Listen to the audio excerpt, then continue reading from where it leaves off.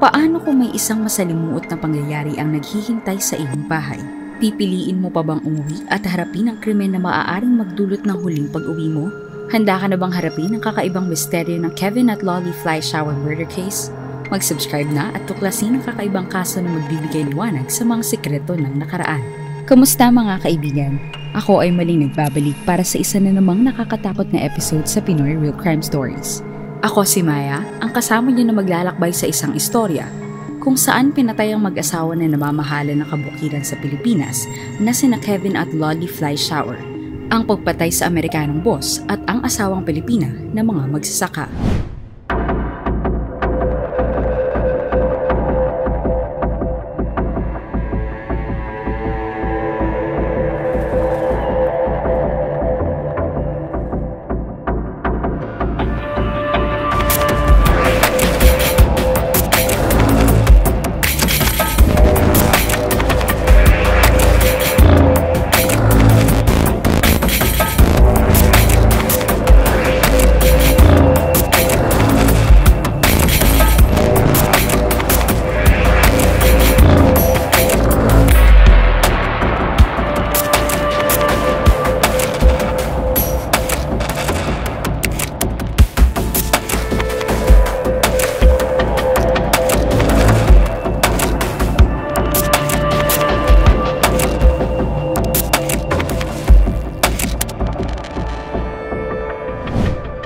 Ang mag-asawang si Kevin at Lolly Fly Shower ay nagkakilala noong naka-assign si Kevin sa Subic Bay Naval Base sa Pilipinas kung saan sila kinasal.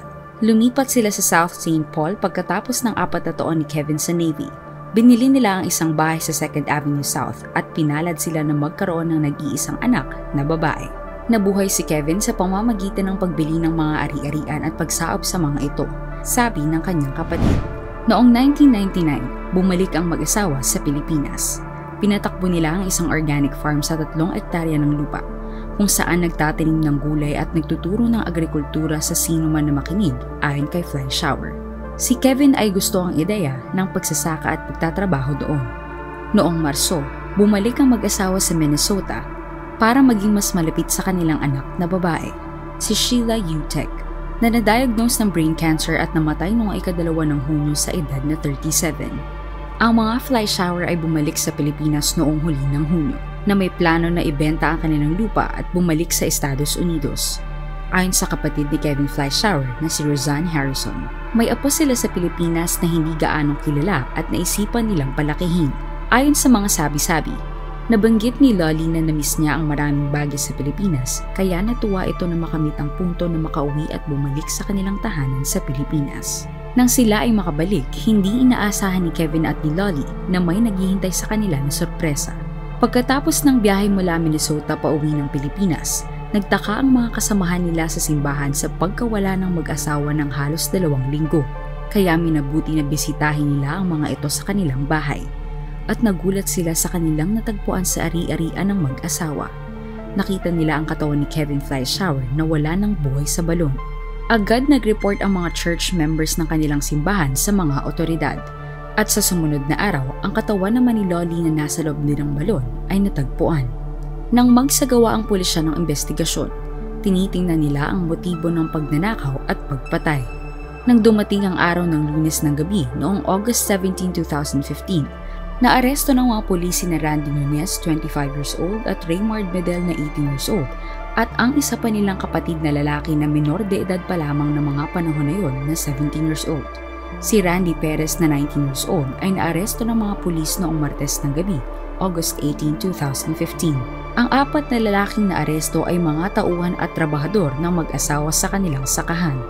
Ang sabi ni Chief Inspector Eduardo ng Sagay City Police ay agad na umamin ang mga suspect sa pagpatay sa mag-asawa at ginawa daw nila ang krimen sa tahanan nila Kevin at Lolly sa Murcia noong August 4, 2015. Noong hinuli ang 4 na suspect sa krimen ay wala na itong nagawa dahil nasurpresa sila sa mga pulis. Nakuha sa 4 na lalaking pumatay sa mag-asawa ang pera na nagkakahalaga ng 15,000 pesos, 461 na halaga ng dolyar, mga alahas, 2 laptop, 5 cellphone, MP3 player, isang 9mm parabellum pistol na may 7 laman na bala, wallet, charger ng cellphone, at isang electric grinder. Ayon sa interrogation documents na sinabi ng mga suspect sa pagpatay na maliit lamang ang kanilang kinikita kaya naisipan nila na patayin ang mag-asawa.